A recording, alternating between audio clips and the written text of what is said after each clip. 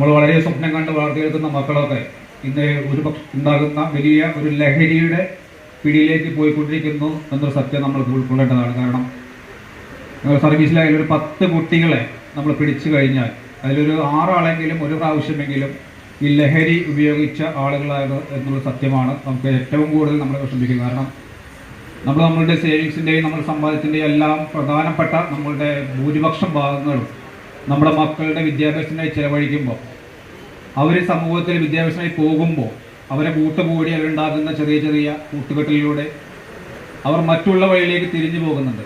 കാരണം നമുക്കൊന്ന് പിടിക്കുമ്പോൾ അറിയാം, 16 വയസ്സിൽ താഴെയുള്ള കുട്ടികൾ അനേകം പിടിക്കപ്പെടുന്നുണ്ട്, 18 വയസ്സാകുന്ന കുട്ടികൾ പിടിക്കുന്നുണ്ട്. ഒരുപാട് കുട്ടികൾ ഈ ലഹരിക്ക് അടിമപ്പെട്ടു പോകുന്നുണ്ട്.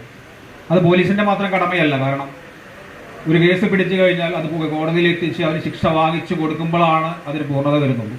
അത് പോലീസ് മാത്രം സാക്ഷി പറഞ്ഞാലോ അല്ലെങ്കിൽ പോലീസ് ഓഫീസേഴ്സും മാത്രം കോടതിയിൽ പോയി പറഞ്ഞുകൊണ്ട് ഒരു കാര്യവും അതിലില്ല.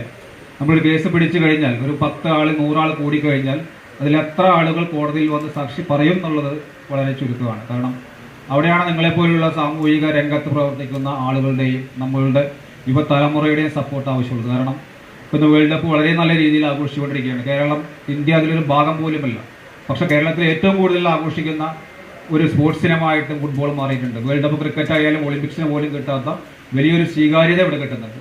മാക്സിമം നമ്മുടെ കൊച്ചുമക്കളെ അല്ലെങ്കിൽ യുവാക്കളെ സ്പോർട്സിലേക്ക് കൊണ്ടുവന്നുകൊണ്ട് സ്പോർട്സാണ് ലഹരി, ജീവിതത്തിലെ മറ്റുള്ള ലഹരികളെല്ലാം ചെറിയൊരു നേട്ടം, ചെറിയ നിമിഷത്തേക്കുള്ള സന്തോഷം മാത്രമാണെന്ന് അവരെ ഒന്ന് ബോധ്യപ്പെടുത്താൻ അല്ലെങ്കിൽ അവരെ ഒരു ചെറിയൊരു അവബോധം നടത്തുന്നതിന് വേണ്ടിയാണ് ഇങ്ങനെ ഒരു പ്രോഗ്രാം ഇവിടെ അറേഞ്ച് ചെയ്തുള്ളതിന് ഞങ്ങളെ കൂടെ നിന്ന കളമശ്ശേരി മുനിസിപ്പാലിറ്റിയുടെ എല്ലാ കൗൺസിലേഴ്സിനും ബന്ധപ്പെട്ട അധികാരികൾക്ക് എല്ലാവർക്കും ഞങ്ങൾ നന്ദി അറിയിക്കുകയാണ്. ഞാൻ ഇത് നീട്ടുന്നില്ല.